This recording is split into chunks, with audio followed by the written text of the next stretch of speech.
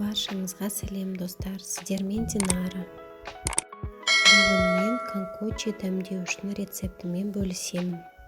Ол үшін керек ингредиенттер: тәтті бұрыш, ашты бұрыш,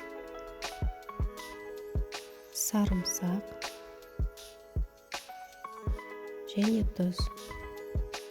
Тәтті бұрышты, ашты бұрышты және сарымсақты ет тартқыштан өткізіп аламыз. Конкочи негізі сарымсақ қосылған болгар бұрышы және ашты бұрыштан жасалатын дәстүрлі корей дәмдеуіші болып келеді. Конкочи чимчи салатын дәмдеу үшін дайындалады. Дайын тұздықты әртүрлі тағамдарға дәмді қосымша ретінде пайдалануға болады.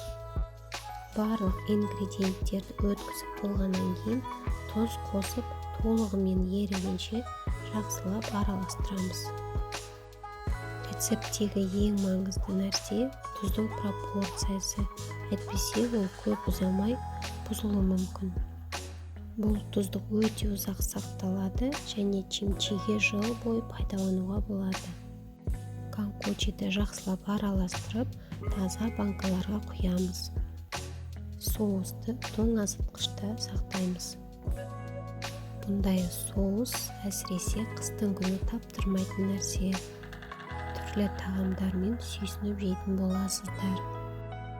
Ең бастысы, қалаған кезде чимчи дайындап жеуге болады. Астарыңыз дәмді болсын.